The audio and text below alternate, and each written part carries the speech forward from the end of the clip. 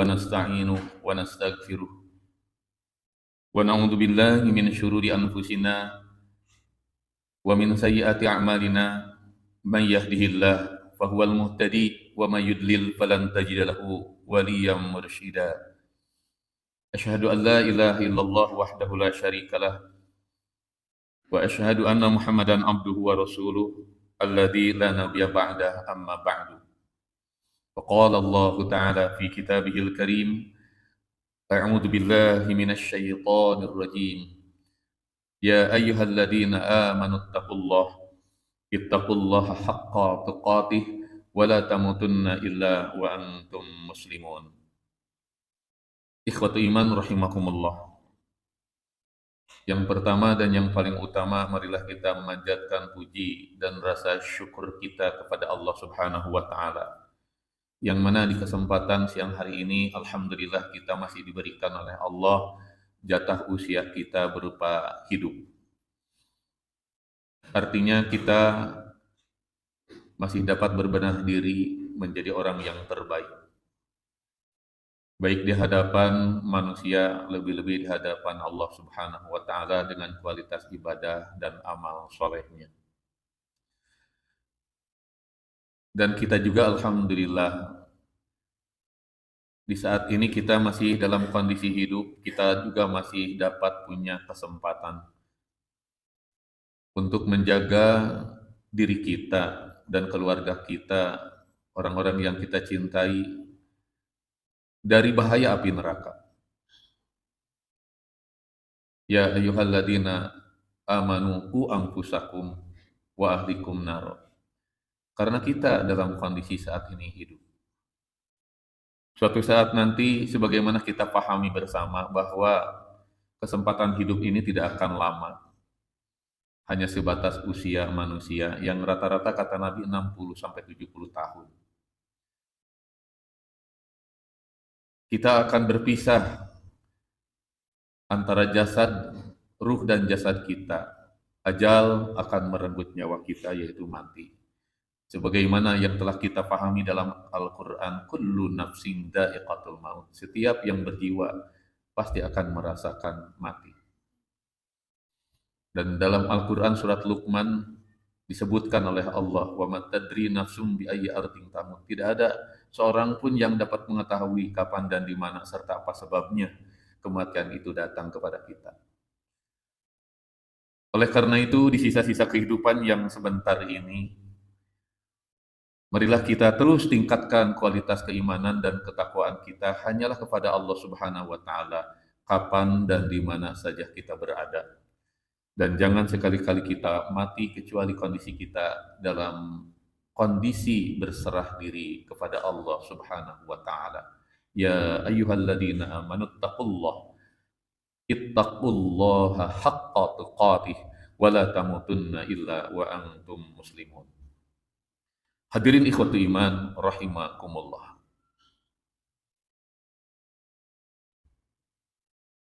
Kalau kita memahami bahwa di dalam hidup kita, di dalam Al-Quran disebutkan bahwa perjalanan, menghisab perjalanan hidup kita dalam Al-Quran, bahwa kita itu matinya 2 kali, hidupnya 2 kali. Dan itu harus kita yakini ikhwatu iman. Harus yakin seyakin-yakinnya. Dan orang yang bertakwa tentu saja wabil akhirati hum yuqinun. Terhadap akhirat itu yakin. Yakin itu tingkatan yang lebih tinggi daripada iman. Kenapa kita harus yakin bahwa mati kita 2 kali, hidup 2 kali? Karena Al-Quran menyebutkan.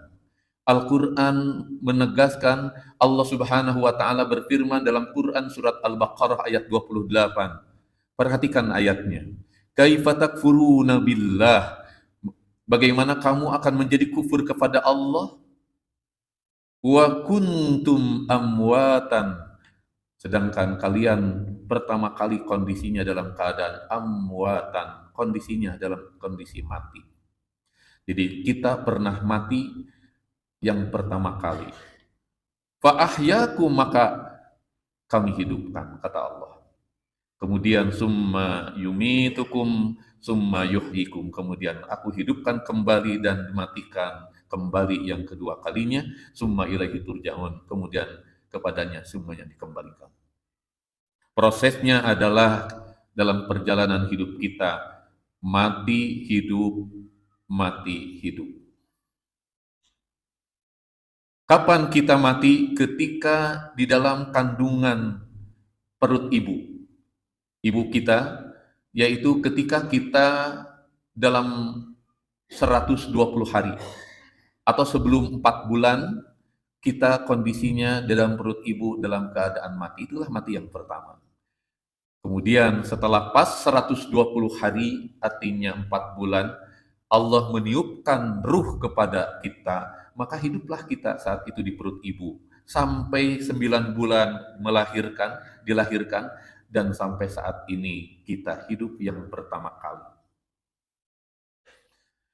Apakah manusia akan dibiarkan begitu saja hidup akan selamanya? Ternyata tidak, ikhwati iman. Dan ini yang perlu kita ingat, bahwa suatu saat apa yang tadi disampaikan, kullu nafsin dha'iqatul maut, bahwa setiap yang bernyawa pasti akan mati, maka kita pun akan diwafatkan oleh Allah. Summa yumitukum, kemudian kami matikan kembali, mati yang kedua kalinya.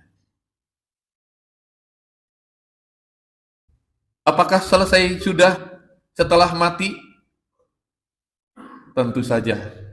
Kita sebagai orang yang beriman kepada Allah dan yakin terhadap kebenaran Al-Quran, ternyata setelah kita diwafatkan yang kedua kalinya, summa yuhyikum, dihidupkan kembali kehidupan yang kedua kalinya. Inilah yang harus kita pahami, inilah yang harus kita waspadai, karena kita akan diwafatkan 2 kali dan dihidupkan 2 kali, dan kehidupan kedua kali inilah yang betul-betul akan menentukan nasib kita di kemudian hari.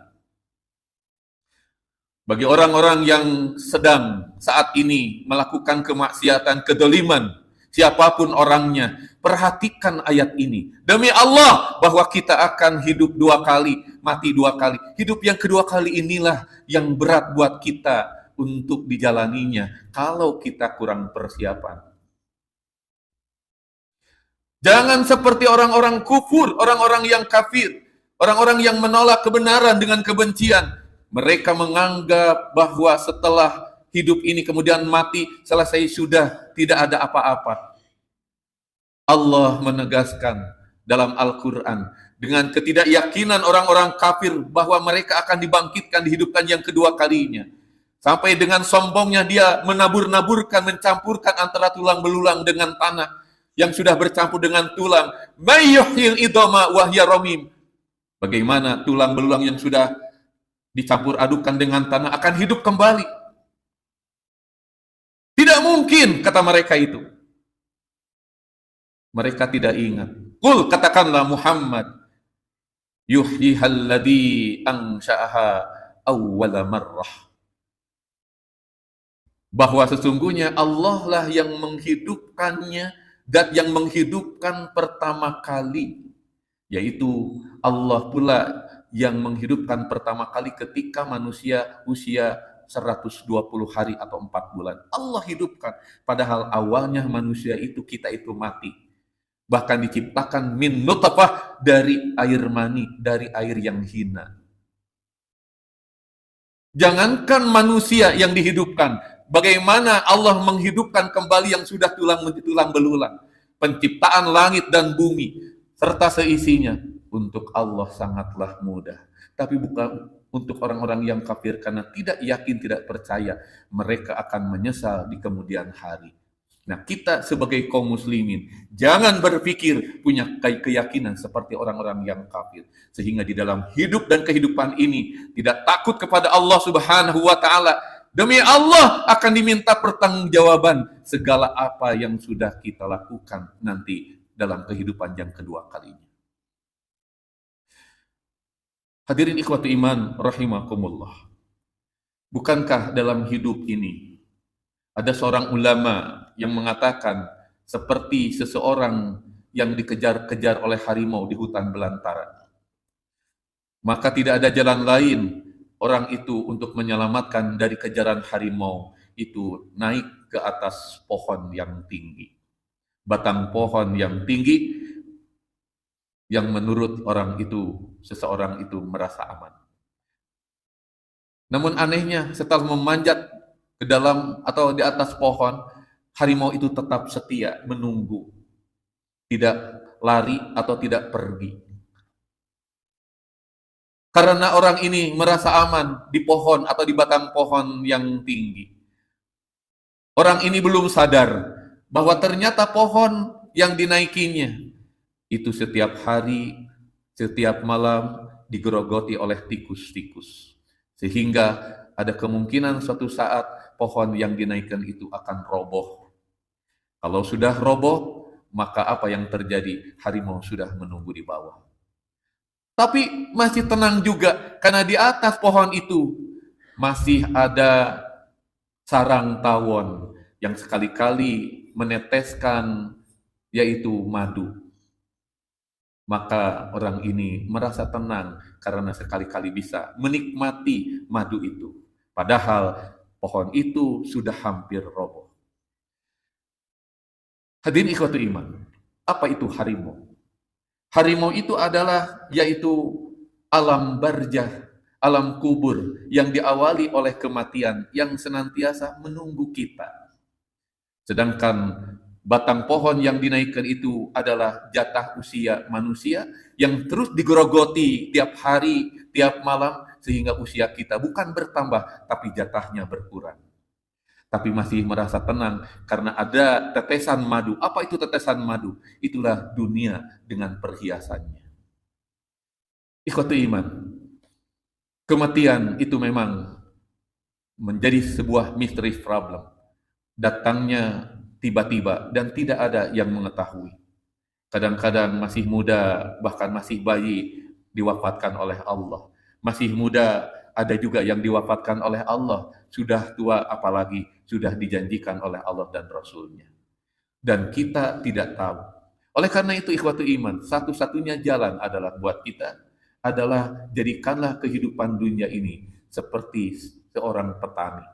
Seorang petani yang saat ini menanam, suatu saat petani ini akan menuai.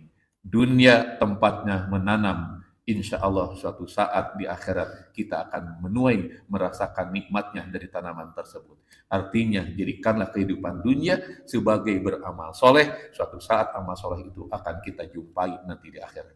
Barakallahu li walakum fil Qur'anil azim.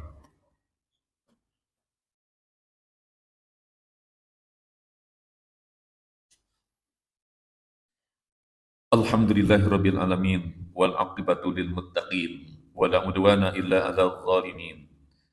Asyhadu an la ilaha illallah ar-rahmanir rahim wa asyhadu anna Muhammadan abduhu wa rasuluh min akhiril anbiya'i wal mursalin amma ba'du. Ikhwatu iman rahimakumullah. Maka tentu saja karena keterbatasan kehidupan dunia ini hanya sebentar, maka supaya amal soleh itu terus mengalir, maka Nabi Shallallahu Alaihi Wasallam menawarkan kepada kita sebagai umatnya. Apa yang ditawarkan oleh Nabi? Supaya ketika sudah meninggal pun terus amal soleh itu mengalir. Maka Rasulullah mengatakan, "Idza mata ibnu Adam in qata'a amaluhu illa min salasin." Apabila kita anak Adam ini mati, maka in qata'a amaluhu, putus amalnya, illa min salasin, kecuali hanya 3. Mudah-mudahan kita semuanya punya yang 3 ini. Apa kata Nabi? Yang pertama, sedekah jariyah, sedekah jariyah. Sedekah yang mengalir, walaupun kita sudah meninggal, amalan soleh itu tetap mengalir. Seperti apa? Seperti misalnya kita mewakafkan. Apakah wakaf berupa tanah, wakaf berupa kebun, wakaf berupa air, mushaf, atau apa saja yang diwakafkan. Termasuk wakaf Al-Quran untuk penghafal-hafal Al-Quran, penghafal Quran, maka itu adalah merupakan jariyah. termasuk pembangunan masjid dan madrasah atau pesantren, itu pun salah satu wakaf. Apabila kita punya ikhwatu iman, maka ketika kita meninggal, maka amalan soleh itu terus akan mengalir. Yang kedua, au ilmin yuntafa'u bihi, ilmu yang diambil manfaatnya. Apa yang sudah kita punya ilmu, maka ajarkan, maka kembangkan, maka sebarkan. Karena ilmu yang bermanfaat, yang diambil manfaatnya akan terus mengalir. Salah satu contoh misalnya Imam Bukhari yang kita kenal ahli hadis, walaupun beliau wafatnya masih muda, tapi dengan karyanya sampai saat ini hadis-hadisnya masih dipergunakan. Itulah salah satu ilmu yang diambil manfaatnya. Kita kalau bisa baca Al-Quran, membaca Al-Quran, maka alangkah baiknya yang sudah mampu untuk mengajarkan, ajarkan kepada orang lain, minimal kepada keluarga. Insya Allah akan sangat bermanfaat dan ketika meninggal akan terus mengalir. Yang terakhir, awaladin solihin yadullahu, anak yang soleh yang senantiasa mendoakannya. Sampai anak yang soleh ini akan mengangkat derajatnya pada hari kiamat. Sebagaimana Rasul mengatakan, inna rajula, ada seseorang yang laturfa'u darajatuhu fil jannah, diangkat derajatnya, ditempatkan di surga kelas VIP. Ini orang tua yang beruntung. Kemudian orang ini bertanya, wa yaqulu, dari mana, kata orang tua ini, aku mendapatkan semuanya ini? Wa yuqalu, kemudian dijawab, bi istighfari wala dikalaka. Inilah berkat istighfarnya untukmu, laka dari anak-anakmu, untukmu dari anak-anakmu. Inilah ikhwatu iman rahimakumullah, pentingnya mempunyai anak yang soleh. Mudah-mudahan kita termasuk seorang anak yang dikategorikan soleh, dan insya Allah akan mengangkat kedua orang tua kita pada hari kiamat, menjadikan orang tua menjadi bahagia masuk surga dikarenakan punya anak yang soleh. Demikian yang bisa saya sampaikan, mudah-mudahan bermanfaat. Aqulu qawli hada wa astaghfirullah li wa lakum. Rabbana atina fid dunya hasanah wa fil akhirati hasanah wa qina adzabannar. Assalamualaikum warahmatullahi wabarakatuh.